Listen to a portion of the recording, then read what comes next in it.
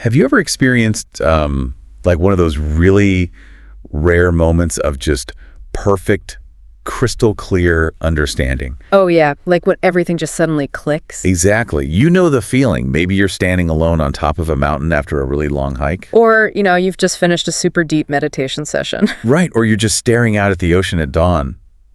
And for a few minutes, I mean, the universe just makes total sense. It's the best feeling. It really is. Yeah. All your daily anxieties just seem incredibly tiny. You feel like you finally have it all figured out. But then inevitably, you have to pack up and go home. Yeah, back to reality. Exactly. And the absolute second you return to the messy, chaotic reality of your routine, somebody cuts you off in traffic, or you burn your toast, or your inbox just starts chiming. The worst. Right. And that feeling of profound enlightenment just completely evaporates. Gone. Yeah, that clarity vanishes the absolute moment life demands something practical from you. It just slips right through your fingers as soon as you step back into the friction of society. And that frustration, losing your summit high to the mud of daily life, that is the exact focus of today's deep dive. It's a really universal problem. It is. So we are pulling apart a brilliant narrative text today. It's called The Descent, Lessons on Human Limits and the Ego. Such a fascinating read. It really is. And we're going to figure out why that drop-off isn't a failure at all. In fact, we are going to explore the profound philosophy hidden within what seems like, just a simple hike. Right, because losing that summit high is actually the entire point of the journey, according to the text. Okay, let's unpack this, because the text uses a very literal physical journey of climbing up and down a mountain to completely reframe our relationship with our own limitations. And our failures. Yeah, and that incredibly tricky concept we call the ego. For sure. And the core premise established early in the text, it immediately challenges how we usually think about our shortcomings. The narrative basically argues that a person's boundaries, so like our physical limits, our emotional flaws, those points where we just cannot push any further, they are not deficiencies. Right, they aren't like bugs in the human operating system. Exactly. They are actually a symbolic door to deeper understanding. A symbolic door. I love that phrasing. But to walk through that door, the text insists we have to accept our own limited perspective. Yeah, which is hard. It is, and it sets up this beautiful dichotomy between the summit of the mountain and the valley below. So the summit represents pure abstract clarity. It's the peak of understanding. Right, the place where you feel most enlightened because you are, entirely removed from conflict. But, the text makes a crucial distinction regarding that clarity. Which is? While clarity is discovered at the summit, the truth actually has to be lived and protected during the descent. During the way down. Right. The descent into the valley represents the ordinary challenges and the daily tests of everyday life. So to put this in a modern context for you, the listener, it's like attending a highly inspiring weekend retreat. Oh, perfect analogy. Right. While you're there, separated from your phone, your job, your responsibilities, you are at the summit. You feel totally balanced. Exactly. But the actual test of all that personal growth isn't how while you sit still on a cushion in a quiet room. The test is how you deal with Monday morning traffic. Yeah, or how you handle a really stressful meeting with a client who just, doesn't respect your boundaries at all. Right. It is incredibly easy to be enlightened when you're isolated. It really is. And if we connect this to the bigger picture, it explains why the descent is philosophically and spiritually necessary. Because they can't just live at the retreat center. Exactly. You cannot stay at the peak. The air is too thin, metaphorically speaking, to sustain life. The descent is the crucible where theory actually becomes practice. Right. Without the friction of the valley, your clarity is just an abstract idea. Yeah. The messiness of daily life is where you prove to yourself what you actually learn when you were removed from it. Which means the descent is guaranteed to be difficult. It's not going to be smooth. Not at all. But, the text doesn't let this sit as just some sterile philosophy. It forces these ideas into the physical world. Let's look at the actual anatomy of a fall that the characters experience on the trail. This part is so vivid. It really is. So halfway down the mountain, the path suddenly narrows. And there's been a recent rainstorm, so the ground isn't just steep, it's super muddy and treacherous. It's an environment specifically designed by nature to force a mistake. Exactly. So one of the characters, known as the nephew, is walking down this narrow path. He steps on a small stone, and his foot slips. It's just a tiny slip. Yeah, but the text describes it so intensely. For a brief second, he feels the sharp, terrifying difference between emptiness and support. Oh, man, that split second of weightlessness in the pit of the stomach. Yes. The sudden realization that gravity has completely taken over. It's terrifying. Yeah. But he doesn't fall all the way down, though. He is immediately caught by two hands. Right. The uncle, who serves as this wise, guiding figure throughout the narrative, he catches him with his left hand. And that happens to be the hand that is also leaning on a cane for support. Which is a great detail. It is. And another companion, Roger, catches him with a quick right hand. So the nephew is steadied, and he admits very quietly, he says, I was falling. Yeah. And then he asks a question. He says, is falling bad? The vulnerability in that question is just striking. It really is. But I actually want to push back on this a little bit on behalf of the listener. Okay, go for it. Because we live in a modern culture that is completely obsessed with perfection and optimization. Oh, absolutely. We track our sleep cycles, we biohack our diets, we measure our productivity down to the minute. The overarching message in our society is that if you read enough books and do everything perfectly, you will never slip. The goal is 0 defects. Exactly, 0 defects. So in that context, isn't falling inherently bad? Like, isn't it a failure of optimization? Well, that tension right there between our desire for perfection and the reality of our limits, that is exactly what the uncle addresses. And he doesn't just give a cheesy quote, right? No, he doesn't offer a platitude at all. He literally bends down, picks up a handful of dark, wet soil, and lets it fall through his fingers. Wow. And he tells the nephew, falling reminds you that you are human. Meaning gravity is a law of nature, and human limitation is a law of reality. Precisely. And what's fascinating here is the specific mechanics of the slip, as the uncle describes them. He breaks down the psychology of the fall into 2 distinct phases. Okay, what are they? He says fear expands you, and holding on matures you. Wait, hold on. Fear expands you. That sounds completely counterintuitive. Right. Usually we think of fear as something that makes us shrink or freeze up or put walls up.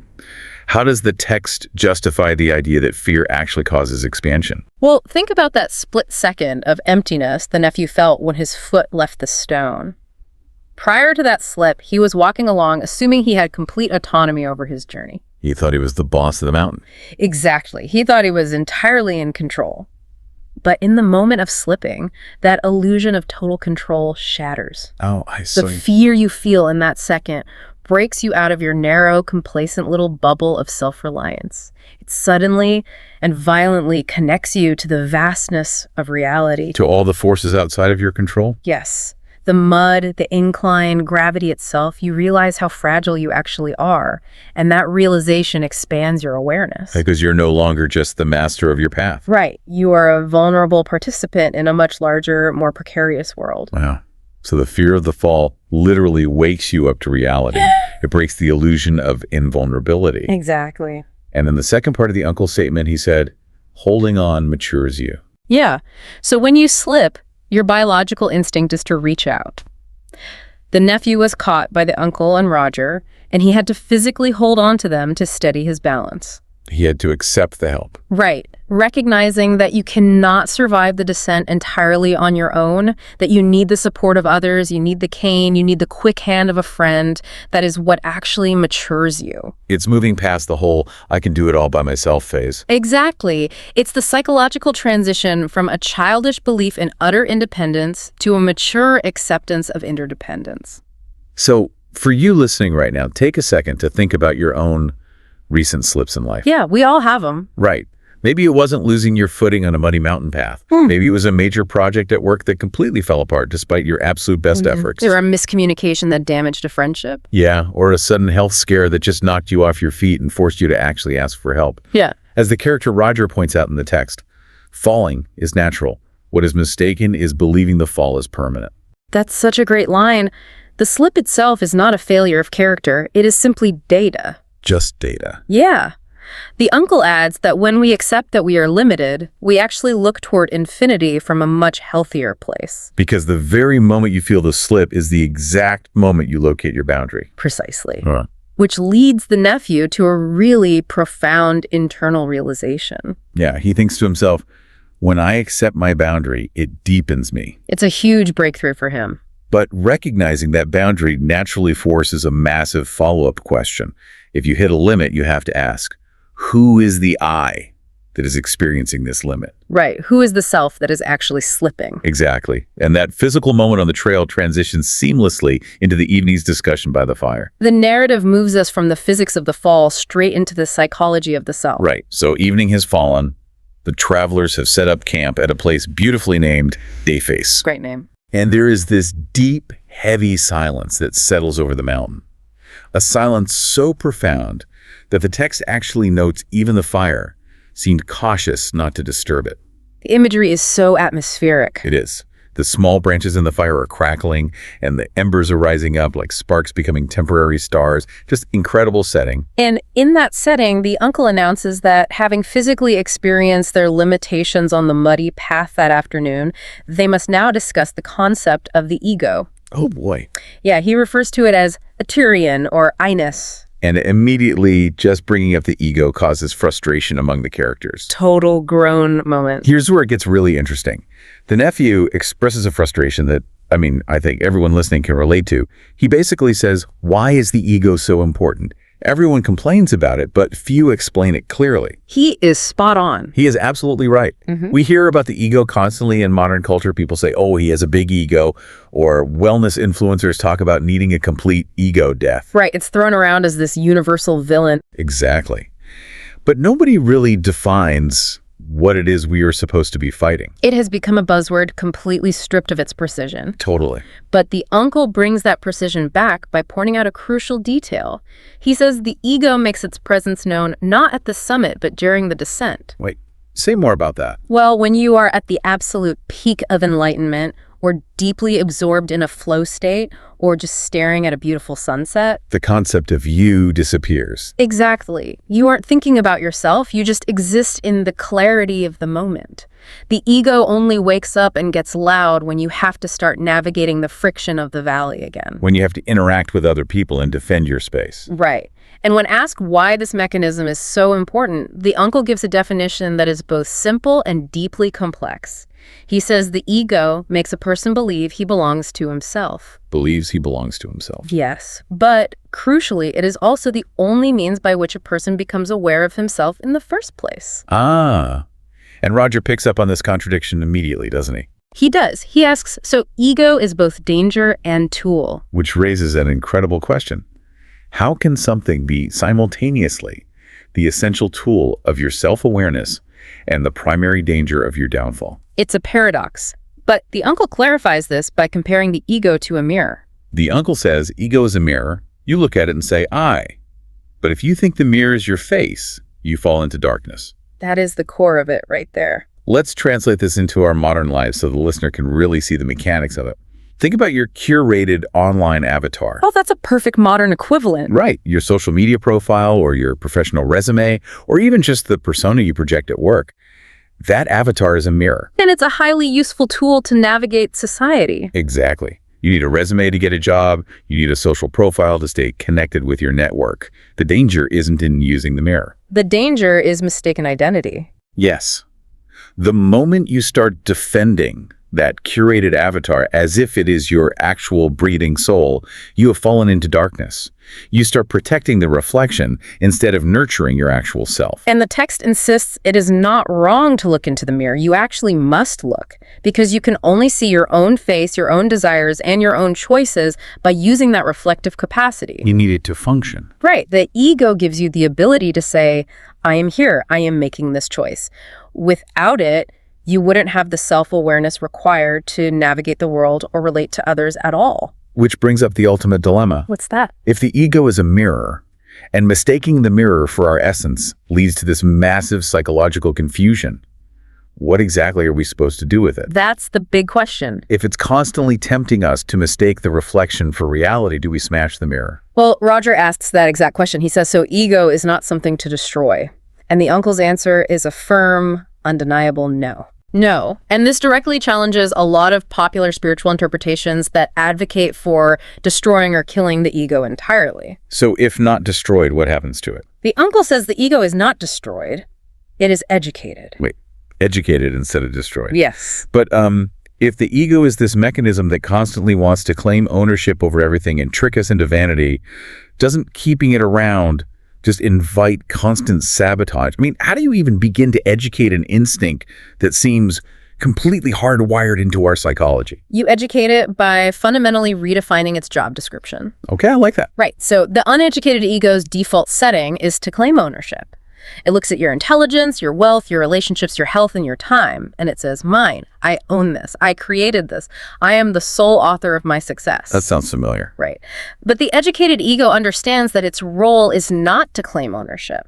Its role is to indicate that what you call mine was actually entrusted to you. Entrusted instead of owned. That is a massive paradigm shift. Yeah. It changes the entire architecture of how you view your life. The text says the ego makes the line visible. The boundary line. Exactly. The boundary line between you and the rest of reality, between your limited self and the infinite.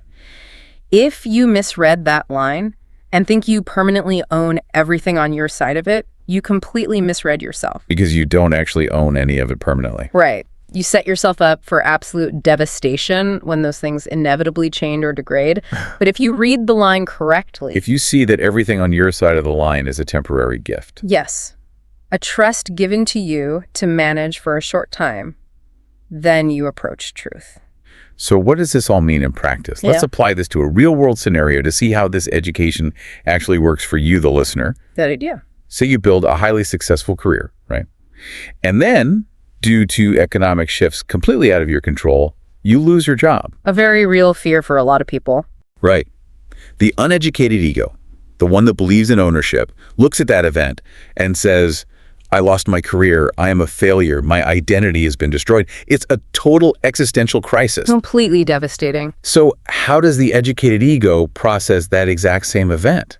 The educated ego looks at the job loss and says, the career I was entrusted to manage has ended. My stewardship over that specific role is over. Wow. It's a totally different lens. It is. It still hurts, of course. I mean, you still have to figure out how to pay the bills, but it isn't a destruction of the self because the self never owned the career in the first place. You were just managing it. That is so freeing. And pulling all these threads together, you know, from the physical hike on the mountain to the philosophical debate by the fire, the nephew suddenly connects the dots in a whisper. My favorite part. He says, so my slip today. And the uncle gently finishes his sentence. He says, was the education of ego. The physical slip on the muddy path was the education. Mud was the classroom. Exactly. The slip shattered the uneducated ego's illusion of absolute control. It proved to the nephew, in real time, that he didn't own his next step. Gravity, the moisture in the mud, the physical limits of his own muscles, those forces dictated reality. And catching himself required him to abandon his independence and reach out for the uncle's cane in Roger's hand. Which brings us to the ultimate spiritual conclusion of the text. The uncle explains that the one who rises after falling begins to see beyond himself. A fall cracks the mirror. Yes, it cracks the mirror just enough for you to look past your own reflection. You begin to see your genuine, undeniable need for help and security. And in the framework of this text, what does that reveal? Well, looking past the shattered illusion of total independence allows you to finally see the absolute power and endless mercy of a unique, eternal Lord. So by the time the fire dims under the stars of Dayface, these three travelers aren't just sitting around having a dry, theoretical debate about a philosophical boundary line. No, they're learning to actually see it. They are living the truth of the descent. They have taken the pristine clarity of the peak and tested it against the mud, the fear, and the friction of the path. Because that is the only way wisdom actually takes root. So, as you navigate your own descent today, your own ordinary challenges, your difficult conversations, your burnt toast, and your traffic jams, how do you view the things in your life that you label as mine? Right. Your skills, your time, your bank account, your achievements. How does your daily life change if you consciously decide to view those things as entrusted to you rather than earned by you? It's a powerful question. What happens if you start acting as a steward of your life rather than its sole proprietor? I mean, it softens the blow of every fall. If you own it, a loss is a personal devastation. But if it's entrusted to you, a loss is simply a change in what you are managing. Right. It completely neutralizes the panic of losing control because you realize you were never fully in control anyway. It takes the sting out of the slip. Exactly. Let's briefly recap the journey we've taken on this deep dive. We started with the theoretical clarity of the peak. That amazing fleeting summit feeling where everything makes perfect sense. Right, but we quickly learned that the real work, the actual living, happens in the muddy reality of the descent. And we saw how slipping and falling isn't a failure to optimize your life.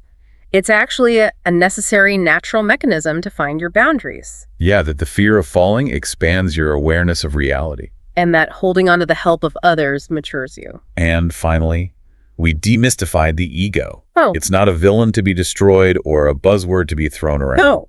It is simply a mirror meant to give us self-awareness. Our job isn't to smash the mirror, but to educate it. To shift its default setting from claiming ownership to recognizing entrustment. It's a profound reframing of what it means to be human. Our boundaries and our limits are not the end of our potential. They are the starting point of our connection to something much greater than ourselves. Which leaves us with a final thought I want you to mull over on your own today. A thought that builds directly on the wisdom of the uncle dropping that dark soil through his fingers. Oh, this is a good one. If, as the text demonstrates, a literal or metaphorical fall is the only thing that teaches us our limits, and the resulting fear is what actually expands us. Right.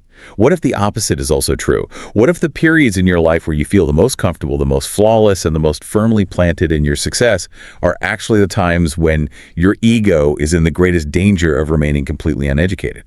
Because it's the muddy paths that teach us how to walk. Keep that in mind the next time you feel yourself slipping.